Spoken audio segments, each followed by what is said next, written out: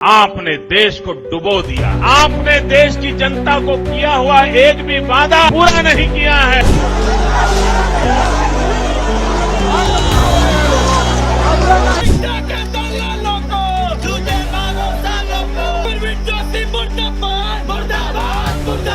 जब से मोदी सरकार आई है टोटल हमारे देश में 93 पेपर लीक हुए। नीट पेपर लीक मामले में देखने के लिए मिला एक बड़ा और एक नया मोड़, क्योंकि नीट पेपर लीक मामले का असली मास्टरमाइंड निकला है बीजेपी का नेता। जी हां दोस्तों, आपने सही सुना कि एक बार फिर से भाजपा की राजनीति सामने आ गई कि किस तरीके से लाखों रुपयों के बदले जो छात्र है उनके भविष्य से कैसे खिलवाड़ किया गया। सही सुना आपने कि कैसे भाजपा का नेता असली मास्टरमाइंड निकला नीट पेपर लीक का।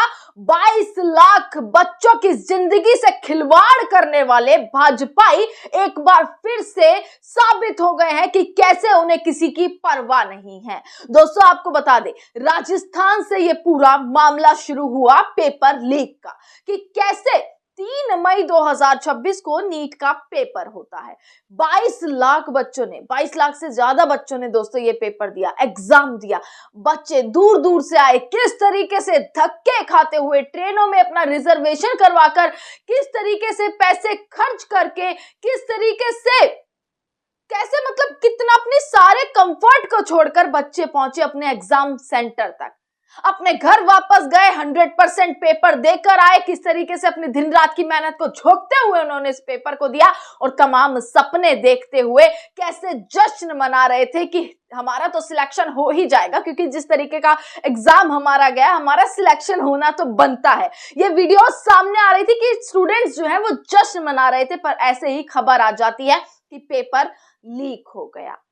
पेपर लीक हो गया, पेपर रद्द हो गया और दोबारा पेपर होगा, दोबारा एग्जाम कराए जाएंगे। तो सोचकर देखिए, उन 22 लाख स्टूडेंट्स के साथ, 22 लाख छात्रों के साथ जो अन्याय हुआ है, क्या उसका जवाब अब कौन देगा? क्या उसका जवाब एनटीए के पास है या फिर इस सरकार के पास है? एनटीए नेशनल टेस्टिंग एजेंसी बोला जाता है, पर आपको लगता है नेशनल टेस्टिंग एजेंसी या नाकाम टेस्टिंग एजेंसी जो एक पेपर ढंग से नहीं करा पाई? और सबसे बड़ा मुख्य आरोपी दोस्तों इसमें फिर से निकला बीजेपी का नेता। आप इसकी तस्वीर एक बार देख लीजिए। यह भाजपा का नेता है दिनेश बिनवाल। दिनेश बिनवाल की गिरफ्तारी हुई है, एक बड़ा मोड़ आ गया और बहुत सारे अब सवाल उठते हुए नजर आ रहे हैं। जब से बीजेपी नेता दिनेश बिनवाल की गिरफ्तारी हुई है, तब से विपक्ष का हमला, वहीं छात्रों के प्रदर्शन लगातार तेज होते हुए नजर आ रहे हैं कि कैसे बीजेपी के नेता दिनेश बिनवाल ने 30 लाख में पेपर को खरीदा। किस तरीके से 30 लाख का पेपर खरीद के लाखों रुपयों में उस पेपर को बेचना शुरू कर दिया और यहां तक कि कुछ ग्रुप्स में भी डालना शुरू कर दिया। एक तस्वीर निकल कर आई, वीडियो निकल कर आई, जिसमें साफ तौर पर यह देखने के लिए मिल रहा है कि कैसे जो है पेपर को टेलीग्राम लिंक्स पे जो है, टेलीग्राम के तमाम ग्रुप पे जो है वो लीक कर दिया गया और किस तरीके से वही सेम एग्जैक्ट पेपर जो है वो 3 तारीख के देखने के लिए मिला, वही सेम प्रश्न देखने के लिए मिले। लाखों रुपयों की पूरी जो कमाई करी है ना बीजेपी ने, और मैं कहती हूँ सिर्फ बीजेपी नेता बिनवाल ही नहीं, सब सिर्फ बीजेपी नेता दोस्तों दिनेश बिनवाल ही नहीं, बल्कि ये पूरी सरकार की योजना, पूरी सरकार की किस तरीके से साजिश नजर आती है। एक पेपर नहीं करा सकते और सरकार चलाने की बात करते हैं। अब इनसे इस्तीफा मांगिए कि भाई आप इस्तीफा ही दे दीजिए। अगर आप पेपर नहीं करा सकते, धर्मेंद्र प्रधान शिक्षा मंत्री हैं, शिक्षा मंत्री होते होते उनके कार्यकाल में 2 बार नीट का पेपर लीक हुआ है, 2 बार नीट का पेपर लीक हुआ है, पहले भी पेपर लीक हुआ, उसके बाद भी अपनी कुर्सी पर जमकर बेशर्मों की तरह किस तरीके से ये मंत्री बैठे हुए हैं, उसके बाद भी किस तरीके से अपना इस्तीफा नहीं सौंप पाते हैं। कितनी गड़बड़ कर दे, तमाम छात्रों के भविष्य के साथ खिलवाड़ कर दे, उनकी छात्रों के भविष्य की नीलामी इनके नेता करते हुए नजर आ रहे हैं, लाखों करोड़ों में खेलते हुए नजर आ रहे हैं। एक एजेंसी पेपर नहीं करा पा रही, तो क्या एजेंसी भी इनके साथ मिली हुई है? ये बहुत सारे सवाल हैं जो खड़े होते हैं। दोस्तों उन बच्चों के बारे में सोचिए, उन माँ बाप के बारे में सोचिए। यह सिर्फ 22 लाख बच्चों की बात नहीं, 22 लाख छात्रों की बात नहीं, उनके परिवार, उनके माँ बाप, उनके भाई बहन, दादा दादी, सबके बारे में सोचिए। कुछ परिवार ऐसे भी जिन्होंने 500 रुपए देकर अपने बच्चे को भेजा, इतनी दूर एग्जाम सेंटर, 1500 किलोमीटर, 2000 किलोमीटर मुश्किल से टिकट कराकर 500 किलोमीटर अपने बच्चे को भेजा, और अब पैसे जुटाकर और अब वापस री एग्जाम लिया जाएगा। और क्या कहा गया कि भाई दोबारा एग्जामिनेशन फीस नहीं लगेगी, कोई आपका दोबारा रजिस्ट्रेशन नहीं होगा। मतलब बहुत बड़ा एहसान कर दिया है। ये बहुत बड़ा सवाल है। और दोस्तों ये पहली बार नहीं हुआ कि कोई बड़ा घोटाला हुआ, कोई पेपर लीक हुआ और बीजेपी के किसी नेता का नाम आ गया हो। ऐसा पहली बार और अक्सर यही हुआ है कि सत्ता से जुड़े लोगों का नाम कहीं ना कहीं आ ही जाता है, और खासकर बीजेपी। तमाम घोटाले, तमाम पेपर लीक में हर बार बीजेपी ही क्यों फंसती नजर आती है? हर बार बीजेपी का ही नाम सामने क्यों आता है? दोस्तों आप ये तस्वीर देखिए, ये तस्वीर है बीजेपी के नेता दिनेश की, जिनके तमाम पोस्टर्स, तमाम होर्डिंग्स जो है वो जयपुर में देखने के लिए मिले। अलग अलग जगह पे इनके होर्डिंग्स लगे हुए हैं, अलग अलग जगह पे इनके जो है वो पोस्टर्स लगे हुए हैं, और सब पर इन्होंने बीजेपी की पहचान दी हुई है कि ये भाजपा से हैं।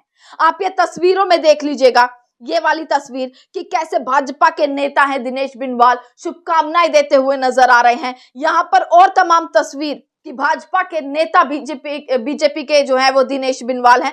तमाम तस्वीरों में सिर्फ उनका ही नाम, और कैसे ये बीजेपी, कैसे ये सरकार के नेता जो खुद पढ़े लिखे नहीं है, जब खुद इनके नेताओं से, इनके मंत्रियों से डिग्री जानी जाती है, डिग्री पूछी जाती है, तो ये हाथ उठा देते हैं। जो खुद अनपढ़ हैं वो किस तरीके से 22 लाख से ज्यादा छात्रों के जो भविष्य है उसका सौदा करते हुए नजर आ रहे हैं। अब गिरफ्तारी हुई है, गिरफ्तारी के बाद अगला एक्शन क्या होगा, ये बहुत बड़ी चीज हो जाएगी। क्योंकि मामला दोस्तों अब सिर्फ इतना ही नहीं रहा कि भाई विरोध हो गया, पेपर लीक हो गया, दोबारा एग्जाम हो जाएगा, छात्रों ने गुस्सा दिखा दिया, सड़कों पर आ गए। आज भी दिल्ली में जो एनटीए का दफ्तर है उसके बाहर एबीवीपी का प्रदर्शन हुआ है।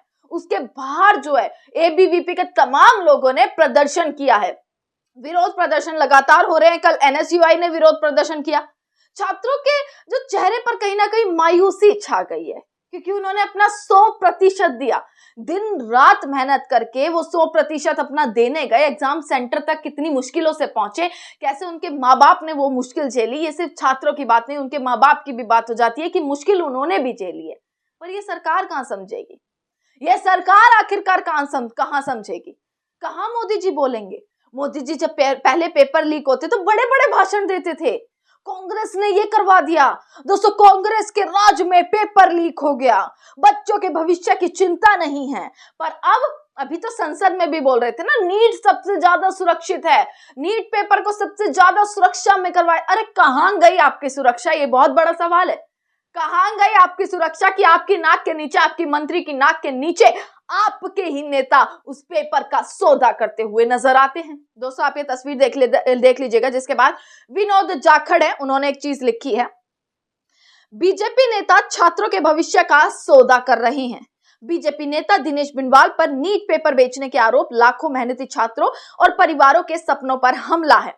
दिनेश ने पहले 30 लाख में नीट 2026 का पेपर खरीदा, फिर इसे कई लोगों को लाखों रुपयों में बेच दिया और साथ ही सोशल मीडिया के कई ग्रुपों में फॉरवर्ड किया।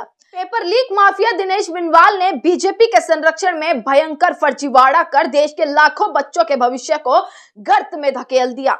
यह सिर्फ फर्जीवाड़ा नहीं, छात्रों के भविष्य के साथ खिलवाड़ है।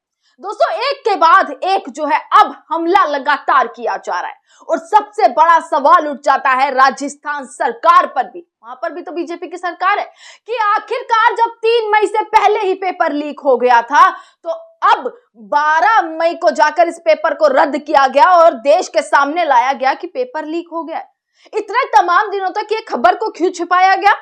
क्या बीजेपी नेता दिनेश को बचाने की कोशिश की जा रही थी? क्या बीजेपी नेता को संरक्षण देने की कोशिश की जा रही थी, जिसकी वजह से ये तमाम बड़ी खबर को छिपाया गया कि पेपर लीक हो गया?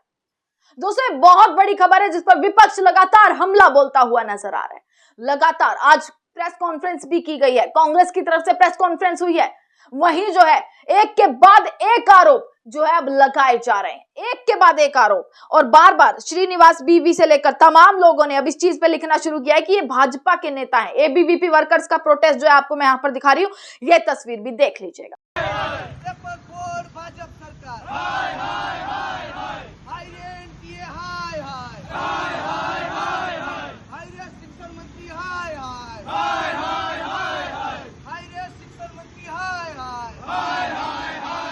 अब देखना ही होगा कि सुप्रीम कोर्ट तक मामला गया है, आगे क्या होगा। तमाम खबरें आप तक पहुंचाते रहेंगे। आपका बहुत बहुत शुक्रिया।